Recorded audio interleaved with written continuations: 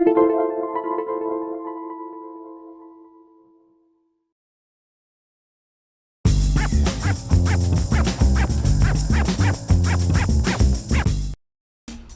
to My Long Island TV.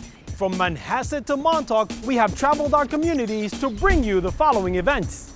I'm your host, Waldo Cabrera. My Long Island TV starts now.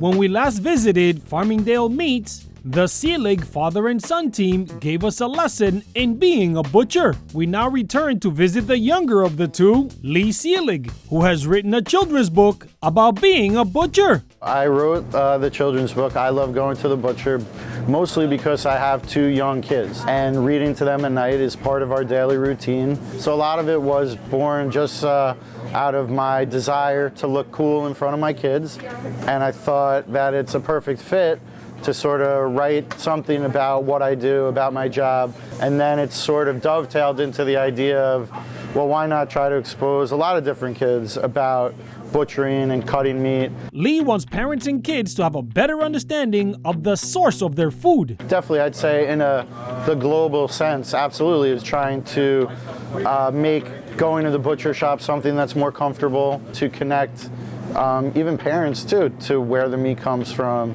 And it just, it doesn't just arrive in boxes, but there is that middle step of someone who's cutting it, fabricating it, packing it, and getting it to the customer.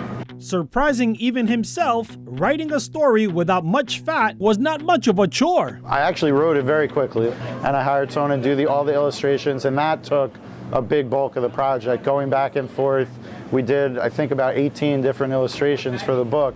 And what do the men behind the counter think about the book? The guys in general think it's pretty cool because it celebrates what they do. Even though they like the book, Lee still gets a little ribbing from the butchers. I might maybe get made fun of a little bit, like it's a little out of line with sort of the image that we project, but part of what I said in the book, if I can reference the book here, Mommy likes to say the butchers are artists.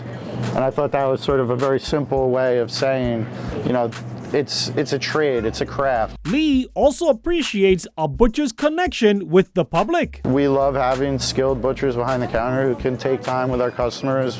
We don't rush anyone out of here, and they get someone who's been cutting meat for 30, 40 years.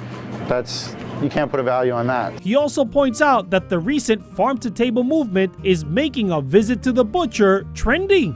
There's a whole cycle now. Going to a meat market like we have is cool again, and people really want to feel connected. The book has been well received across Long Island. He even had a special release party at the book review. The book signing at the book review was very cool for me. I reached out to them kind of on a whim, and they said, sure, we'll do something with you, which I thought, that's great. I mean, that's like the most perfect venue to do it.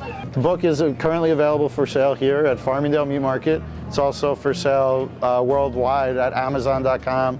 And even other meat markets are putting a rack of this book next to their rack of lamb. And I actually have about 7 or 8 butcher shops around the country that are selling it. So a butcher shop in Berkeley, California, in Nashville, Tennessee.